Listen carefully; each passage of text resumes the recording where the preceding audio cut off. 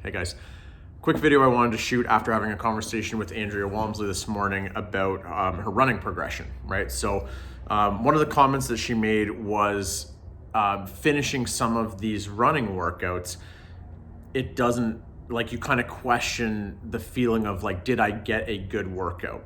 And that's not an uncommon thing and an uncommon question to ask yourself after a run, and it's you're actually along the right track. So we've got the days split up into intervals and steady state, going a little bit longer.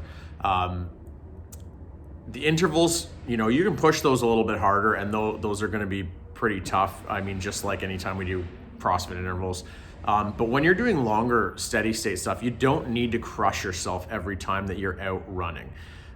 In fact, if you do, it will be less effective, and if you don't, it will be more effective. It's daunting to walk into something every time knowing, like, feeling like something is about to happen and you're gonna have to crush yourself and have that kind of output. That doesn't need to happen with running, okay? Especially long distance.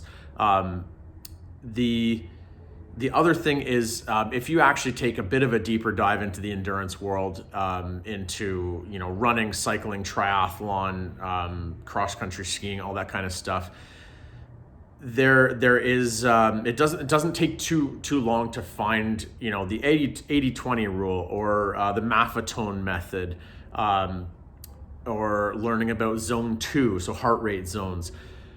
You want to spend about 80% of your time in these long endurance-based sports, which, I mean, none of us are truly in, but to prepare for something, we do some of it. You want to spend about 80% of your time in easy intensity, so like zone 2, which for me, to find max heart rate, it's about 220 minus your age.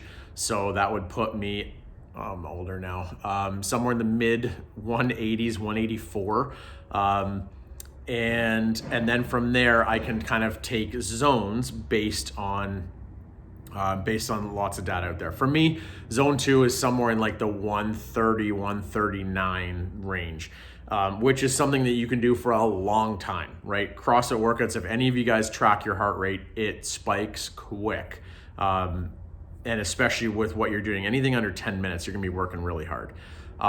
So what happens in zone 2 is you're able to work on building like the density of your capillary network, basically the delivery of blood and oxygen to your muscles. You're working on the economy of all of that stuff. You're working on the economy of your movement, so just becoming more efficient with everything. You can run easy quite often as well, so you don't need to recover quite the same from it. If you were to do, so talking about adding running or cycling into the mix, if you were to do like a half-hour run or a half-hour bike 3 times a week, in this kind of zone 2, like easy effort, another good way to determine, if you don't have a heart rate monitor, can you hold a conversation pace? If you can hold a conversation, it's likely around there. So if you do this a few times a week, you're gonna build a huge base of endurance now over the course of a few months.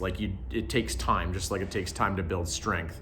But yeah, if you're interested in building that type of stuff, or interested in working on your breathing, you don't actually need to work super hard.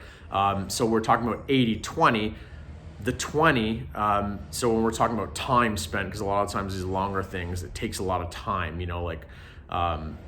2 runs might be, longer runs might be 2 hours, whereas like you could do 5 CrossFit workouts in under an hour, right? So if we look at like the 20, you don't necessarily even need to be doing a lot of like short sprint interval type stuff specifically for running or biking. I'm not really doing any of that to prepare for that, because I get all of that from the CrossFit workouts.